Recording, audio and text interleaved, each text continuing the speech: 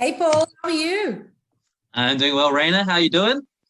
Good, thank you. Thank you so much, Paul, for joining us today. A little bit about Paul. Paul's the head of sales at CareerOne.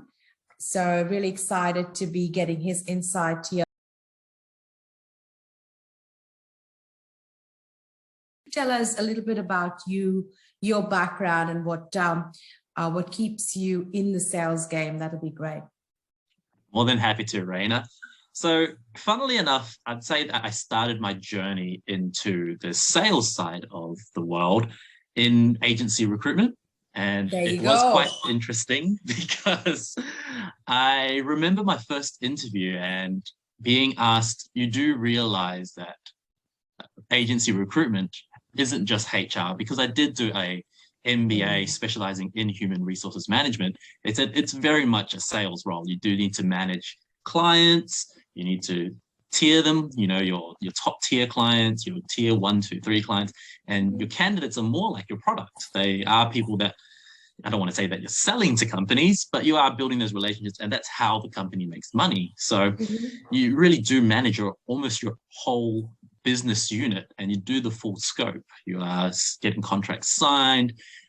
You're trying to make sure you've always got product on the shelf, if you want to call it that. mhm, mhm, And I did agency recruitment in about 2013 to about 2016, 17, so about 4 years. mhm. And in that space, just out of pure coincidence, the chief operating officer of CareerOne reached out to me and said, look, you're an agency recruiter, you're a user of job boards. Mhm. We're building this new technology. We've got this very innovative thing that we're considering.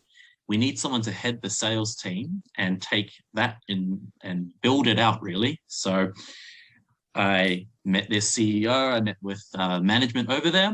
I got to peek behind the curtain, see what they were doing. And I said, look, if this product does what you say it will, I can get behind this. I can be an ambassador of this product. So I joined CareerOne in about 2017, 2018. Mm, And I was tasked with not only rebuilding quite a lot of the structure for the sales team because CareerOne has existed for over 20 years and had heads of state, being a massive company all across Australia. Um, and take all the information, all the process, all the structure that they've had historically, and more or less condense that into something to take into the future where the models for job advertising and SaaS products has shifted dramatically. When you think about job advertising in the past, it'd be in the classifieds in the newspaper, you'd pay for a job listing, you'd post in the paper, mhm, and then it became digitized and people would buy job packs. mhm. But nowadays, there are things like subscriptions, software as a service, and those are the more common models that businesses are very familiar with. And I'd say the bulk of our customers and job boards are the ones that post the most jobs. So they would be your agency recruiters, which like yourselves, it really depends on how they source talent, of course. But Mhm. that was my journey from agency recruitment to building out the sales team. And in my time at CareerOne, I've tripled the sales team, restructured the whole model, and we're having a lot of success. It's a really good time for us at CareerOne.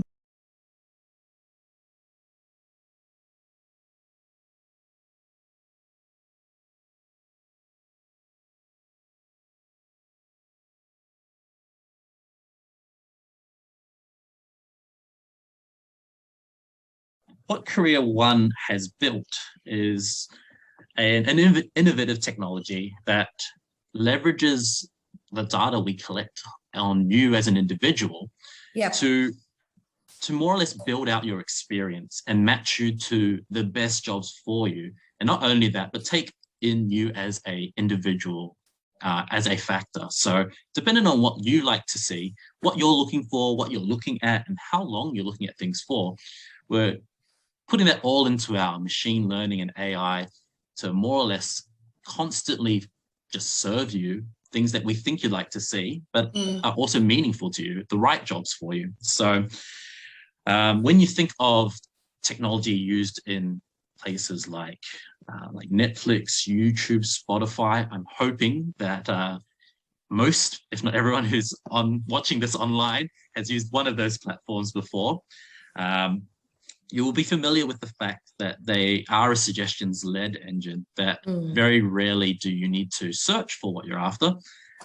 Yes, you can. Of course, that helps impact the engine and allow us to learn more about you. But they're putting things into carousels and categories like if you're on Netflix, it would be documentaries, TV shows. You recently watched this, so we think you'll like these other ones.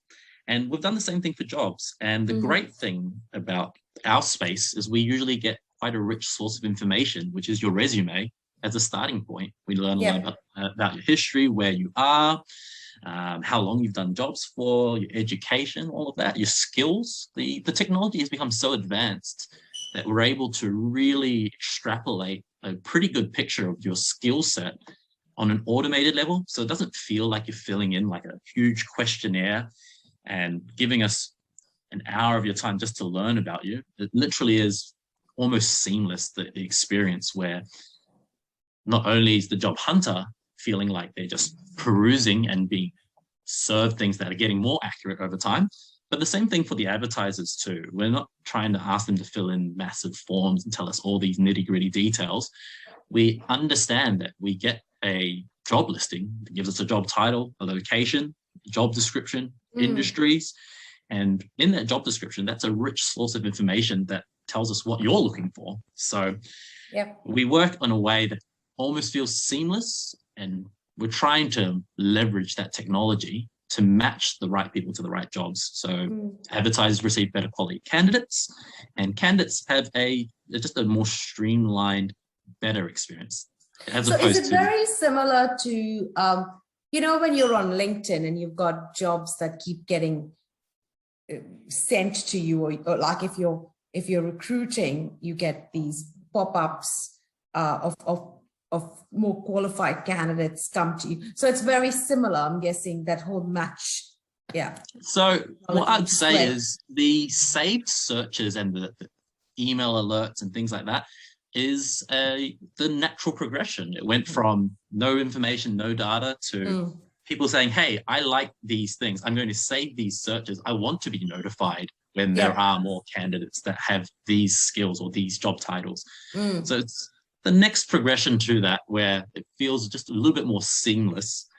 And the matching, matching has been around for forever. If you think about it on a more manual level, what a recruiter does is they get a bunch of resumes and they manually match people. They look at the skills or licenses and certifications and they rank them.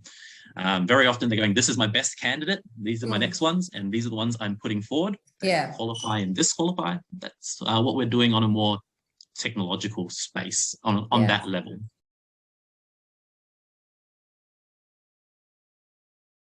We're seeing a massive trend in massive influx in businesses wanting to recruit over the last 2 weeks, right? And specifically in the sales sector or domain, right? So we're talking business development, client partners, head of sales, inside sales, and we recruit massively in the technology software. We do a fair bit of work in the events industry as well. And we've noticed there's been a massive influx of wanting gun sales professionals, someone that's going to be able to come in and make a massive dent in the bottom line and hit the phones and make money. So are you seeing that from a data perspective on your job board at CareerOne? What are you seeing? Yeah, definitely. So what you're saying just there is spot on. Spot on. Okay, cool. The industry is that the one sector that's probably in more demand than others? Is that what you're saying? I'd probably say the ones that have had the most growth, especially over the last month, have been sales and the IT sector. When you say IT, is that like solutions architects and software architects and those kind of roles? That So I'd say that I'm writing this down because always good to get knowledge, Yeah, definitely. So those ones have had the most growth Mm. because that's where the jobs market is heading towards. There are more and more tech startups Yeah, yeah. than ever before. And every company is looking for a gun salesman. So the fact that there are more companies Mm, means that there are more jobs in those spaces. And that is compounded with the fact that, one, we are in the I guess the last 2 years, the COVID era, where work from mm, home is becoming more of a norm. So yeah. more jobs that can be performed working from home remotely are more, I guess, more prevalent now than ever before. And And not businesses have only, managed to, I think, change their vision and how they're going to achieve that mission and that vision yeah, differently with teams working remotely. So I guess they've been able to now cater for that, and even with their onboarding and things like that. So they still want to run as normal, I guess, as normal as they can yeah, um, post COVID or 2022. They want to have a proper plan in place, I guess, catering to the whole remote working and things like that. Is that what is, yeah, is that that is correct. Yes. So now that we aren't, I guess, landlocked to offices and whatnot, um, more companies are realizing that they mm, can, I guess, increase the scope of their sales mm, team, that they can hire more. So there is more demand. Not only are there more roles, but we are noticing that the trend right now is consumer confidence is low. mm, And that is shown in the fact that while unemployment rates haven't dramatically shot up or anything like that, mm, the amount of applies per job, per viewing, per session has yeah, decreased. People are less likely to leave their jobs